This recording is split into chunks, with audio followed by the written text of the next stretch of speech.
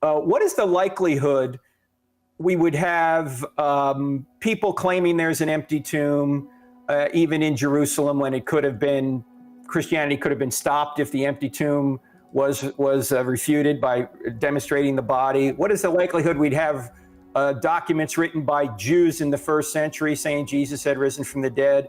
What is the likelihood we would have Christianity emerging out of Jerusalem when it could have been refuted easily? What is the likelihood Paul would have been converted and James would have been converted and all the disciples would at least believe they had seen Jesus risen from the dead if the resurrection had not occurred? Yes. Is that what you're saying? Yeah, okay. What you do is you compare the probability of that evidence, given the truth of the resurrection hypothesis, to the probability of that evidence occurring if the resurrection had not taken place. The evidence is overwhelmingly more probable given the truth of the resurrection hypothesis than its falsity. And that likelihood then can outweigh any probability that you think someone's rising from the dead might have considered just against our background knowledge of the world before you look at the evidence.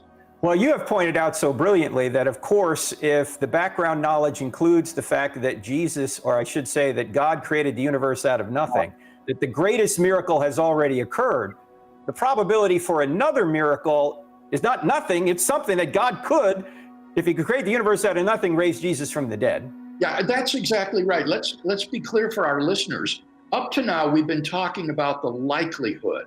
What is the probability of the evidence given the hypothesis?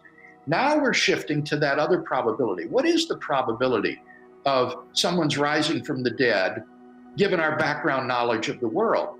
Well, as you say, Frank, if it includes the Kalam cosmological argument, the moral argument, the fine-tuning argument, then you already know that there's a personal creator and designer of the universe. And so how can you say that a miracle is improbable on that kind of background information? I don't think you can have any confidence that a miracle is improbable given that sort of background information.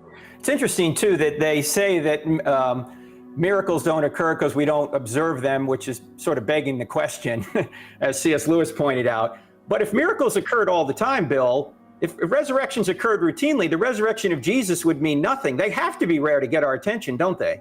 Yes, that's exactly right. And that's why you can't calculate the probability of a miracle based on its frequency, because it may be precisely the rarity of the event that makes it highly probable that God would raise Jesus from the dead.